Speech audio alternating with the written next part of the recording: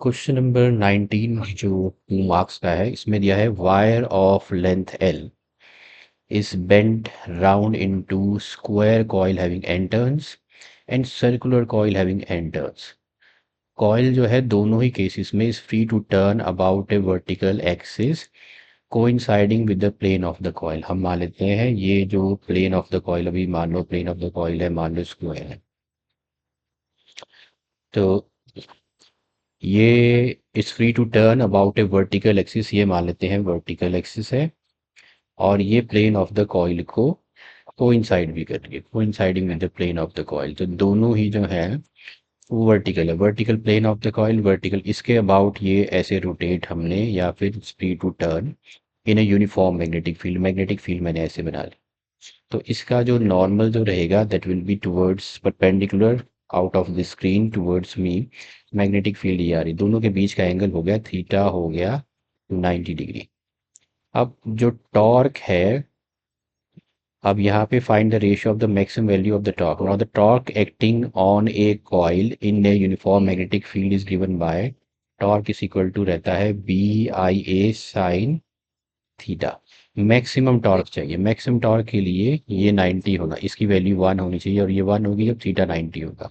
तो maximum torque जो है that is equal to B/I/A, और क्योंकि इसमें नंबर ऑफ टर्न्स होती है तो ये एक टर्न के लिए है, नंबर ऑफ टर्न्स के लिए ये हो जाएगा, this is the maximum torque. अब सबसे पहले हम देखते हैं for square coil having n turns, तो a square coil having n turns, तो a square coil having n turns के लिए हम निकालेंगे मैक्सिमम टॉर्क।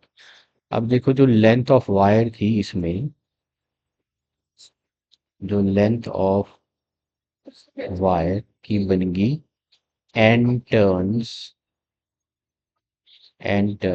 ऑफ स्क्वायर बनेगी, हम ले लेते हैं ऑफ साइड ए।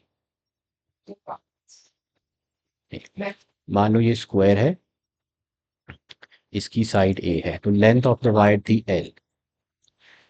अगर एक साइड की जो लेंथ है स्क्वायर की, अब इस लेंथ ऑफ वायर से n टर्न्स यहाँ बनाई है, तो एक साइड ऑफ जो वायर है वो a है, वो a है, तो ये पूरी जो लेंथ हो जाएगी स्क्वायर की, एक टर्न की लेंथ हो जाएगी आपकी 4 × a, और ऐसे करते करते तो एक टर्न की लेंथ होगी इतनी, n टर्न्स की लेंथ हो जाएगी इनटू n हो जाएगा, तो यहाँ से a साइड ऑफ स्क्वायर आ जाएगी विच इज L/4n, ये आ गया L/4n। ओके, ऐसे ही हम निकालेंगे सेकंड केस में। सेकंड केस में लेंथ ऑफ वायर बन जाती है, लेंथ ऑफ वायर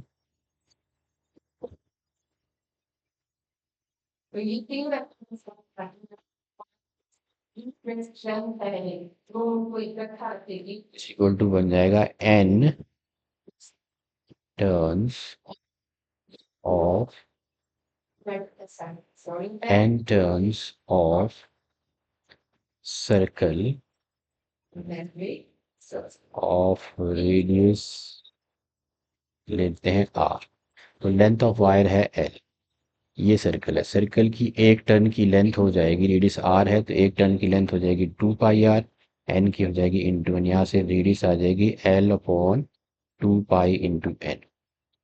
अब हम लगाते हैं टॉर्क, तो टॉर्क इन फर्स्ट केस जो है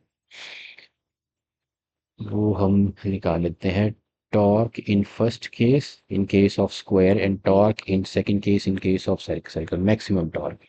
तो पहले केस में आ जाएगा n आपका सेम है, करंट सेम है, एरिया इसमें अलग है 1, मैग्नेटिक फील्ड सेम है, इसमें नंबर ऑफ टर्न्स सेम है, करंट सेम है, एरिया अलग है, b अलग, b से ये ना ये b भी कट गया।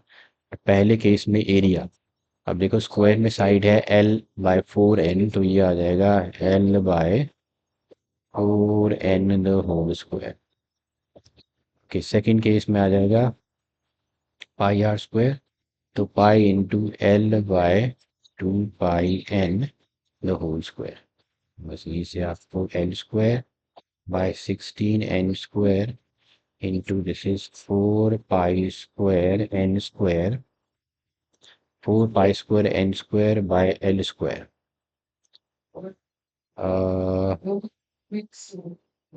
ये बन जाएगा, ये चला गया ऊपर, 4 पाई स्क्वायर n स्क्वायर चला गया ऊपर, और पाई इंटू एल स्क्वायर आ गया नीचे। Okay, now let's strike out L square चला गया, इधर पाई चला गया, 4 4 हो गया 16, पाई ऊपर रह गया, तो पाई बाय 4 मीन्स पाई/4 is the ratio of the maximum torques acting on square coil to that on the circular coil। इसका आंसर है पाई/4, क्वेश्चन नंबर 19 का। Thank you for watching.